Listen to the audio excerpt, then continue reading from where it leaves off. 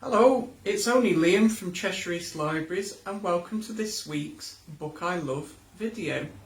And today I would like to share with you my enjoyment for Anything is Possible, written by Gareth Southgate, published in 2020 by Century Books.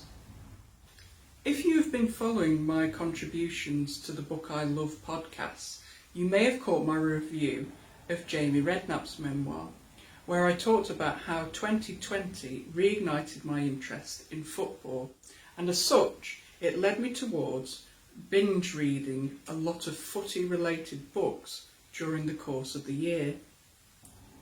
Gareth Southgate's book was part of that reading phase, both as a result of my resurrected attention towards the beautiful game, but also because of the momentum he had created in the last World Cup in 2018.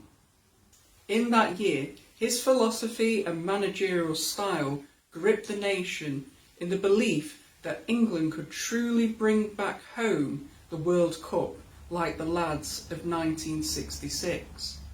Certainly in my lifetime, I can't recall an England manager who has led us to such close succession since, and I am hopeful we can repeat this in the upcoming Euro and World Cup with a much stronger drive. Anything is Possible is Southgate's reflection of how that moment came to be as a result of the blunder that he became well known for after '96. Some of you may remember that penalty miss against Germany like it was yesterday. That mishap has obviously haunted Southgate for years, but in the book he discusses how it was actually a positive wake-up call which would shape him into becoming a stronger person and a credible coach. Southgate openly discusses about the anxiety and the mental breakdown he went through after the '96 defeat, with the responsibility hanging over his shoulder. But, as the book goes on to reveal, this was only one of many knockbacks that he had experienced in his journey as a professional footballer. He candidly shares with us that he was told to think of other options for a long-term career, as some people thought he wouldn't make the cut as a top footballer because of his introverted personality. I found his story very relatable, as being a little bit introverted myself, I could recognise these assumptions from my own experience with sport as a teenager. And because of such personality, I used to feel a little bit useless being part of a competitive team at school. But in recent years, with the reset of the mind, I've realised that I did have potential back then, and I am now an active member of a local American football team. It is tough being the quietest of egos, but as Southgate suggests, don't let that deter you from following your dreams.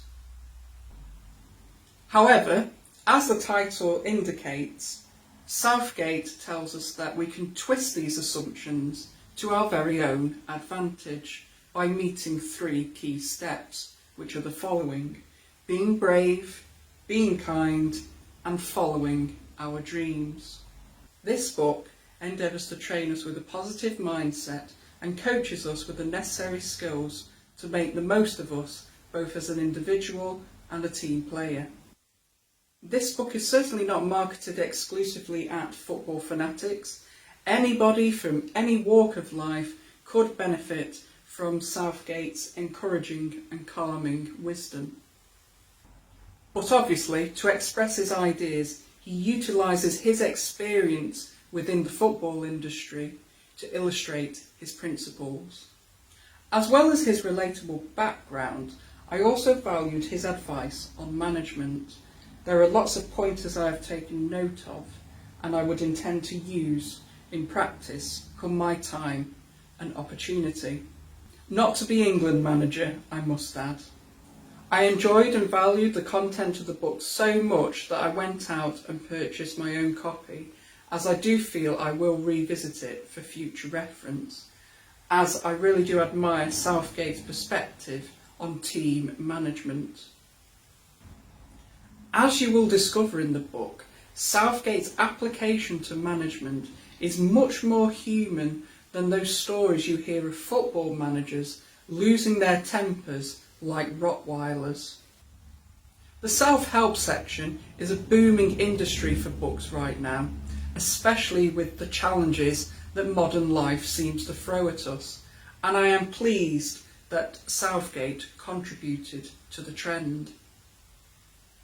I liked how his book was structured both in an autobiographical and informative manner. Plus, after a few chapters, there are a few exercises which you can work on yourself. As a man, I am of the nature that we should open up and talk about our feelings rather than struggle in silence. And I am so pleased that a high-profile icon like Gareth Southgate has come forward and discussed his bouts of anxiety that he has experienced in his life. And by opening up about our concerns and outlining the factors at play, we can begin to take the next stage of overcoming our worries by following the 3 steps of Southgate's "Anything is possible" mantra. So, hope you enjoy the review and will check out the book in the future. I'd certainly be interested to know how Southgate's wisdom fares with you.